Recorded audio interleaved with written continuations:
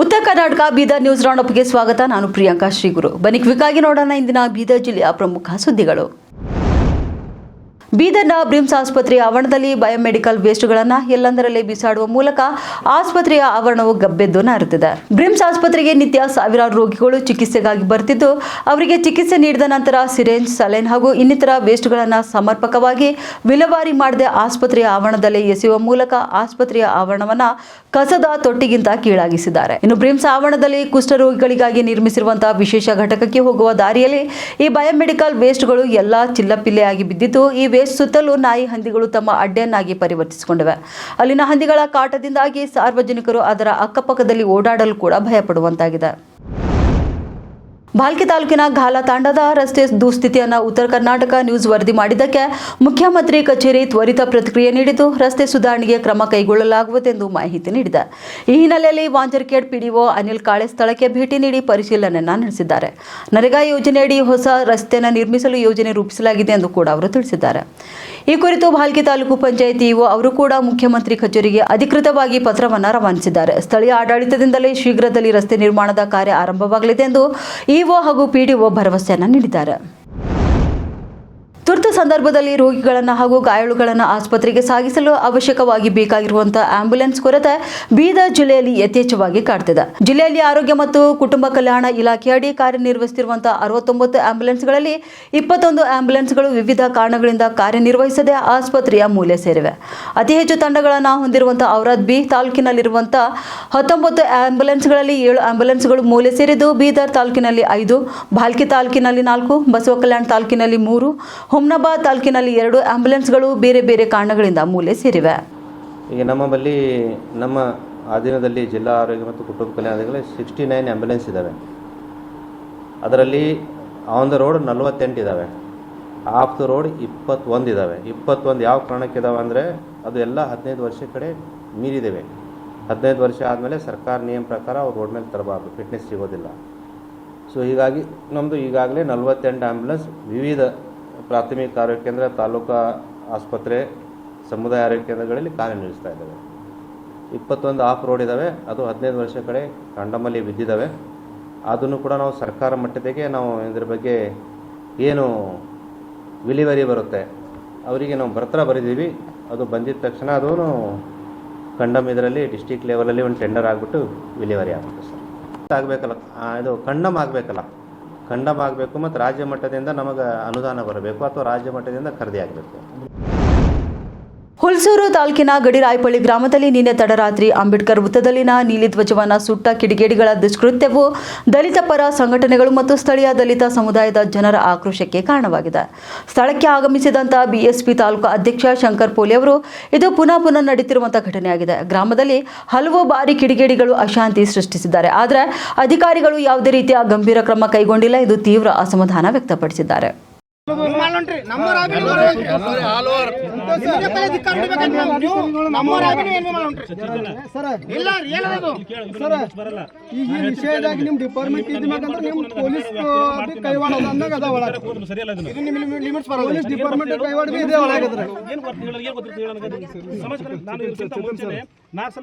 Camera ತೆಳಗ್ ಮಾಡಿರ sir, ಅದ್ರ ಬಗ್ಗೆ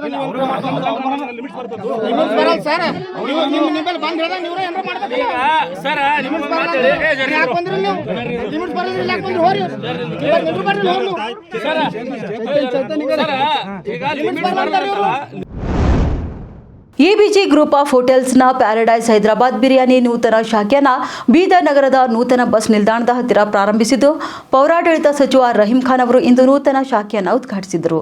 ಹೋಟೆಲ್ ಉದ್ಘಾಟಿಸಿ ಮಾಧ್ಯಮಗಳೊಂದಿಗೆ ಮಾತನಾಡಿದ ಸಚಿವ ರಹೀಂ ಖಾನ್, ಹೈದರಾಬಾದ್ ಪ್ಯಾರಡೈಸ್ ಹೋಟೆಲ್ನ ಶಾಖೆಯನ್ನು ಬೀದರ್ ನಗರದಲ್ಲಿ ಪ್ರಾರಂಭಿಸಬೇಕೆಂದು ಬೀದರ್ ಜನರ ಬಹುದಿನದ ಬೇಡಿಕೆಯಾಗಿತ್ತು. ಇದರಂತೆ ಹೊಸ ಶಾಖೆಯನ್ನು ಎಬಿಜಿ ಪ್ರಾರಂಭಿಸಿದೆ. ಈಗಾಗಲೇ ಗುಲ್ಬರ್ಗನಲ್ಲಿ ಒಳ್ಳೆ ಹೆಸರು ಮಾಡಿರುವಂತಹ ಎಬಿಜಿ ಬೀದರ್ನಲ್ಲಿಯೂ ಸಹ ತನ್ನ ಛಾಪನ್ನು ಮೂಡಿಸಲಿದೆ ಎಂದು ಹೇಳಿದರು. ತಮ್ಮೆಲ್ಲರಿಗೆ ನಮಸ್ಕಾರ. ಇವತ್ತು ಬೀದರ್ನಲ್ಲಿ ಒಂದು ಒಳ್ಳೆ ಸುದ್ದಿ. ಸುಮಾರು ಜನಗೆ ಒಂದು ಆಸೆ ಇತ್ತು, ಹೆಂಗೆ ಹೈದರಾಬಾದ್ನಲ್ಲಿ ಗುಲ್ಬರ್ಗಾನಲ್ಲಿ ಹೈದರಾಬಾದ್ ಪ್ಯಾರಡೈಸ್ ಹೋಟೆಲ್ ಇದೆ, ಆ ಥರ ಬೀದರ್ನಲ್ಲಿ ಇರಬೇಕಂತ. ಇವತ್ತು ಬೀದರ್ನಲ್ಲಿ ಬಸ್ ಸ್ಟ್ಯಾಂಡ್ ರೋಡ್ಗೆ ಒಂದು ಒಳ್ಳೆ hotel Hyderabad paradise hotel open ಆಗಿದೆ. Veg and non veg both ಇಲ್ಲಿ ಇದೆ. ಮತ್ತು ಇವ್ರದ್ದು ಓನರ್ ನಮ್ಮ ಹರೀಶ್ ಭಾಯಿ ಅಂತ ಇದ್ದಾರೆ. ಅವ್ರದ್ದು ಸುಮಾರು ಕಡೆ ಬ್ರಾಂಚಸ್ ಹೋಟೆಲ್ದು ಇದೆ. ಇದು ಒನ್ ಆಫ್ ದಿ ಬ್ರಾಂಚ್ ಬೀದರ್ನಲ್ಲಿ. ಗುಲ್ಬರ್ಗಾನಲ್ಲಿ ನಾನು ಆಲ್ಸೋ ವಿಸಿಟ್ ಮಾಡಿ ಊಟ ಮಾಡಿದ್ದೀನಿ. ಅಲ್ಲಿ ಒಂದು ಒಳ್ಳೆ ಫುಡ್ ಇದೆ, ವೆಜ್ ನಾನ್ ವೆಜ್ ಬೋತ್ ನಾನು ಟೇಸ್ಟ್ ಮಾಡಿದ್ದೀನಿ. ಇವತ್ತು ಈ ಕಾರ್ಯಕ್ರಮದಲ್ಲಿ ನನ್ನ ಜೊತೆಗೆ ಮುನ್ಸಿಪಾಲ್ಟಿ ಅಧ್ಯಕ್ಷ ಮೊಹಮ್ಮದ್ ಗೌಸ್ ಅವರು ಇದ್ದಾರೆ, ಬಿಲ್ಡಿಂಗ್ ಓನರ್ ವಜೀರ್ ಸೇಠ್ ಅವರು ಇದ್ದಾರೆ, ಮತ್ತು ನಮ್ಮ ಬಸವರಾಜ್ ಅಟ್ಟೂರ್ ಸಾಹೇಬರು ಜೊತೆಗಿದ್ದಾರೆ, ರಜನೀಶ್ ವಾಲಿ ಅವರಿದ್ದಾರೆ. ಸುಮಾರು ಗೆಸ್ಟ್ ಇವತ್ತು ಈ ಕಾರ್ಯಕ್ರಮದಲ್ಲಿ ಹೋಟೆಲ್ ಓಪನಿಂಗ್ ಬಂದಿದ್ದಾರೆ. ಅದ್ರ ಸಲುವಾಗಿ ಬೀದರ್ ಜನತಾಗೆ ನಾನು ಒಂದು ರಿಕ್ವೆಸ್ಟ್, ತಾವು ಎಲ್ಲರೂ ಬಂದು ಟೇಸ್ಟ್ ಈ ಹೋಟೆಲ್ದು ಮಾಡಬೇಕಂತ ಹೇಳ್ತೀನಿ. ಧನ್ಯವಾದ. ಬೀಜ ಗ್ರಾಮ ಯೋಜನೆಯಡಿಯಲ್ಲಿ ರೈತರಿಗೆ ಉತ್ತಮ ಗುಣಮಟ್ಟದ ಬೀಜ ವಿತರಣೆ ಮಾಡುತ್ತಿರುವಂತಹ ರಾಯಚೂರು ಕೃಷಿ ವಿಶ್ವವಿದ್ಯಾಲಯ ಕಾರ್ಯವು ಶ್ಲಾಘನೀಯವಾಗಿದೆ. ಈ ಯೋಜನೆಯನ್ನು ಬೀದರ್ ಜಿಲ್ಲೆಯ ಎಲ್ಲಾ ತಾಲೂಕುಗಳಿಗೆ ವಿಸ್ತರಣೆ ಮಾಡಿ ರೈತರಿಗೆ ಅನುಕೂಲ ಮಾಡಿಕೊಡಬೇಕೆಂದು ಕೃಷಿಕ ಸಮಾಜದ ಜಿಲ್ಲಾಧ್ಯಕ್ಷ ಸಿದ್ದರಾಮಯ್ಯ ಸ್ವಾಮಿ ತಿಳಿಸಿದರು. ಅವರು ಇತ್ತೀಚೆಗೆ ಕೃಷಿ ವಿಜ್ಞಾನಗಳ ವಿಶ್ವವಿದ್ಯಾಲಯ ಬೀಜ ಘಟಕ ರಾಯಚೂರು ಹಾಗೂ ರಾಷ್ಟ್ರೀಯ ಜನಪದ ಬುಡಕಟ್ಟು ಕಲಾ ಪರಿಷತ್ ನವದೆಹಲಿ ಇವರ ಸಂಯುಕ್ತಾಶ್ರಯದಲ್ಲಿ ನಗರದ ಚಿಕ್ಪೇಟ್ ಸಮೀಪದ ಹೆಬ್ಬಾಳೆ ಫಂಕ್ಷನ್ ಹಾಲ್ನಲ್ಲಿ ನಡೆದಂತ RKVY ಬೀಜ ಗ್ರಾಮ ಯೋಜನೆಯಡಿಯಲ್ಲಿ ಸ್ವಾವಲಂಬಿ ಬೀಜೋತ್ಪಾದನೆ ಕುರಿತು ರೈತರಿಗಾಗಿ ಆಯೋಜಿಸಿದಂತ ಒಂದು ದಿನದ ಕಾರ್ಯಾಗಾರವನ್ನು ಉದ್ಘಾಟಿಸಿ ಅವರು ಮಾತನಾಡಿದರು. ಇನ್ನು ಈ ವೇದಿಕೆ ಮೇಲೆ ಕಲಬುರಗಿ ಕೇಂದ್ರದ ಸಹ ಸಂಶೋಧಕ ನಿರ್ದೇಶಕ ಡಾಕ್ಟರ್ BN ದೊಡ್ಡಮನಿ, ಸಿದ್ದೇಶ್ವರ ಬೆಲ್ಲ ಕಾರ್ಖಾನೆಯ ವ್ಯವಸ್ಥಾಪಕ ನಿರ್ದೇಶಕ ಅಶೋಕ್ ಹೆಬ್ಬಾಳೆ, ರಾಯಚೂರು ಕೃಷಿ ವಿಶ್ವವಿದ್ಯಾಲಯ ಪ್ರಾಧ್ಯಾಪಕ doctor Vijayakumar Kuruknalli, doctor Sunil Kumar M, doctor Siddaramappa, doctor Basavaraj Biradar, Mohan Babu, doctor Sunil Kumar NM, doctor Jnanadev ಹಾಗೂ ರಾಷ್ಟ್ರೀಯ ಜನಪದ ಬುಡಕಟ್ಟು ಕಲಾ ಪರಿಷತ್ತಿನ ಪ್ರಧಾನ ಕಾರ್ಯದರ್ಶಿ ಡಾಕ್ಟರ್ ರಾಜ್ಕುಮಾರ್ ಹೆಬ್ಬಾಳೆ ಸೇರಿದಂತೆ ಇನ್ನಿತರರು ಈ ಕಾರ್ಯಕ್ರಮದಲ್ಲಿ ಉಪಸ್ಥಿತರಿದ್ದರು. ತಡಿ ಹಿಡಿಲಿಕ್ಕಂತೂ ಆಗಲ್ಲ, ಹೋಗ್ತೀರಾ? ಕಡಿಮೆ ಬೆಳೆ ಬಂತಂದ್ರೆ ಜಾಸ್ತಿ ಬಾರಪ್ಪ ಮಾರಾಯ ಅಂತನೂ ಬೇಡ್ಕೊಳ್ಬಹುದು ವಿನಃ ಯಾವಾಗ ಕರುಣಿಸ್ತಾನೋ ಗೊತ್ತಿಲ್ಲ. ಇದು ವಾಸ್ತವಿಕ. ಹೋಗ್ತೀರಾ? ಸರಿ. ಅಂದ್ರೆ ಅರ್ಥ ಇದು ದೇವರ ಒಂದು ಸೃಷ್ಟಿ, ದೇವರ ಒಂದು ಕೃಪೆ. ಅರ್ಥ ಆಯ್ತಾ?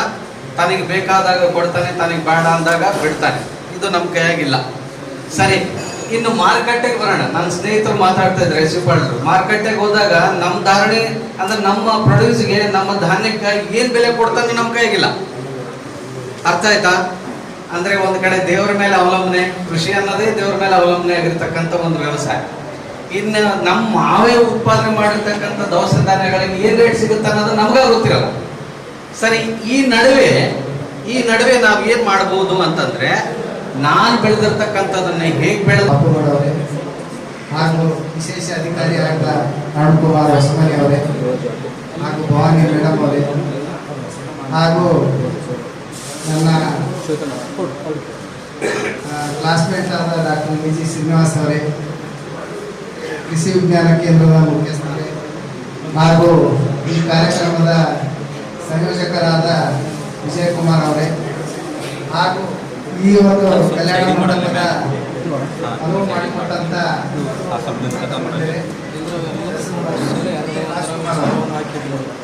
ಎಲ್ಲ ನನ್ನ ರೈತ ಬಾಂಧವ, ನಿಜವಾಗ್ಲೂ ಇದೊಂದು ಒಳ್ಳೆಯ ಕಾರ್ಯಕ್ರಮ. ಈಗಾಗಲೇ ನಮ್ಮ ಅರುಣ್ಕುಮಾರ್ ಅವರು ಪ್ರಾಸ್ತಾವಿಕ ನಮಗೆ ನಮ್ಮಲ್ಲಿ ಏನು ಎಲ್ಲ ಬೀದರ್ ನಗರದ ಒಳಚರಂಡಿ ಸಂಪರ್ಕ ಪಡೆಯದೆ ಒಳಚರಂಡಿ ನೀರು ಚರಂಡಿಯಲ್ಲಿ ಹರಿದು ಬಿಡುವುದನ್ನು ಕಂಡು ಬರ್ತಿದೆ.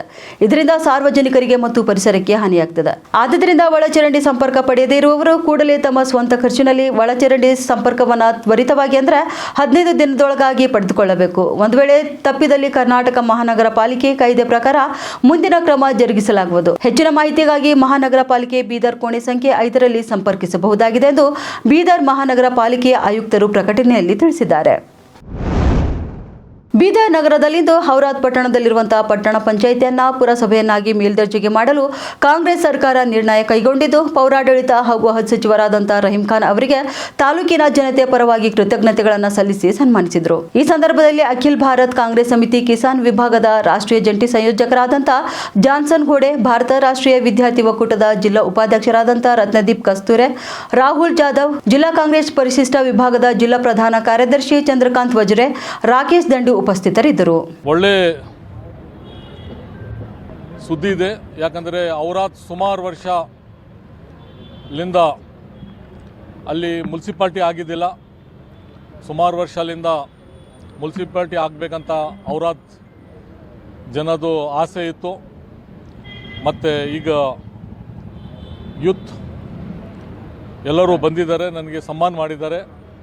ಯಾಕಂದರೆ ನಿನ್ನೆ ಕ್ಯಾಬಿನೆಟ್ನಲ್ಲಿ ಮುಖ್ಯಮಂತ್ರಿ ಸಿದ್ದರಾಮಯ್ಯ ಸಾಹೇಬರು ಮತ್ತು ಡಿ ಕೆ ಶಿವಕುಮಾರ್ ಸಾಹೇಬರು, ನಮ್ಮ district incharge minister Eshwar Khandre ಸಾಹೇಬರು ಮತ್ತು ನಾನು ಮುಖ್ಯಮಂತ್ರಿ ಸಿದ್ದರಾಮಯ್ಯ ಸಾಹೇಬರಿಗೆ ಒತ್ತಡ ಮಾಡಿ ಔರಾತ್ ಸುಮಾರು ವರ್ಷದಿಂದ ಬ್ಯಾಕ್ವರ್ಡ್ ಏರಿಯಾ ಇದೆ, ಅಲ್ಲಿ ಮುನ್ಸಿಪಾಲ್ಟಿ CMC ಆಗಲೇಬೇಕಂತ ಒತ್ತಡ ಆದ್ರ ಮೇಲೆ ಇವತ್ತು ನಿನ್ನೆ ಕ್ಯಾಬಿನೆಟ್ನಲ್ಲಿ CMC ಕ್ಲಿಯರೆನ್ಸ್ ಆಗಿದೆ, ಅಪ್ರೂವ್ಡ್ ಆಗಿದೆ.